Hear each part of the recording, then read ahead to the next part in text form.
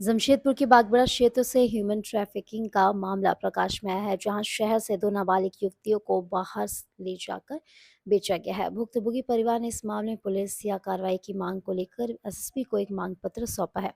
भुक्तभोगी दोनों युवती में एक 15 वर्ष और दूसरी 13 वर्ष की है।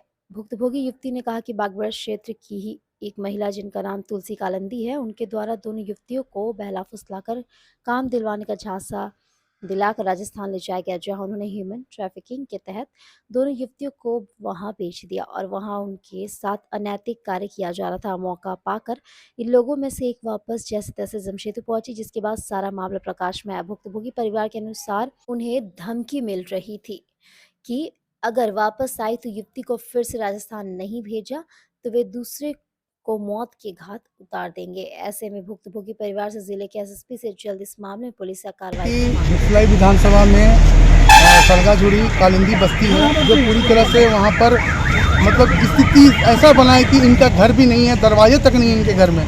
तो इनकी जिनको अभी हम लोग लेके आए हैं, इनकी दो बच्ची हैं। दोनों बच्ची अपने मामा घर गई थी। मामा घर में इनको वहाँ कोई मिला जो बोले कि चलो तुम लोगों को स्टेशन में कुछ काम है, और ये बोल कर लोग स्टेशन लेके चला गया। और उसके बाद नाश्ते में कुछ मिला दिया गया, और जैसे ये लोग खाई है तब ये लोग देख रहे कि हम लोग राजस्थान में उठे हैं। वो लोग इतना बेहोश करके यहाँ से लेके गया। उसके बाद एक बच्ची को वहाँ पे शोषण करते लगे कि तुमको शादी करना पड़ेगा, उसको वहाँ पे उसका सौदा कर दिया गया। उसके बाद जैसे तैसे करके वो वहाँ से भाग कर वो जैसे तैसे जमशेदपुर स्टेशन पहुँची है। और लगातार हम थाना और प्रशासन को निवेदन कर रहे हैं कि जो दूसरी बच्ची है, कम से कम एक बच्ची तो चलिए आ गई भाग के, दूसरी बच्ची को तुरंत वहाँ से अविलंब वहाँ से लेके आने का काम किया जाए, क्योंकि वो अगला पार्टी फिर धमकी दे रहा है कि अगर तुम नहीं इसको पहुँचाएगी तो तुम्हारा छोटा बच्ची यहाँ बचेगी नहीं। इस प्रकार का धमकी इनको मिल रहा है। अभी किनके पास आए हैं? अभी हम लोग एसएसपी साहब के पास आए हैं, हाथ जोड़कर निवेदन करने के लिए। सरकार से भी निवेदन कर रहे हैं कि बच्ची की जान बचा लें, एक मार हो रही है। बता। हम लोग को लेके गया था कि काम के लिए, फिर बाद में स्टेशन जैसा पहुँचे वैसे ही बेहोश किया गया। नाश्ता में कुछ मिला दिया, जैसे होश आया तो देख रहे हम लोग राजस्थान पहुँचे। राजस्थान पहुँच के हम लोग बोले कि काम कब होगा, तो वो बोलती है कि काम अब कुछ करना नहीं है, अभी तुम लोग को यहीं रहना है और शादी करना है। और हम लोग जब शादी नहीं कर रहे थे तो जोर जबरदस्ती हम लोग को मारा पीटा और बोला कि तुम लोग यहाँ से कभी भी नहीं जाएगी। और पूरा फिर बाद में हम लोग जब बोले कि हम लोग को घर लेके चलो, वो बोल रहा है कि 2 लाख पहले दो, फिर बाद में हम घर पहुंचा देंगे।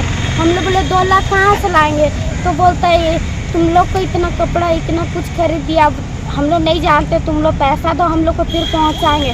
फिर बाद में जब हम फांसी लगाने गए तो फिर बाद में मेरा हाथ काट दिया। वो बोला कि हम लोग नहीं जाने देंगे यहाँ से। फिर कौन लेके गया था यहाँ से? टाइगर कहाँ रहता था वो राजस्थान में रहता है। यहाँ से कौन लेके गया था? यहाँ से टाइगर लेके। तो टाइगर को तुम पहले से जानती थे? नहीं जानते थे, तुलसी कालिंदी को जानते थे वो, क्योंकि उसके साथ शादी की थी। अच्छा, तो तुलसी कालिंदी लेके गई थी यहाँ से? हाँ। वो रहती कहाँ?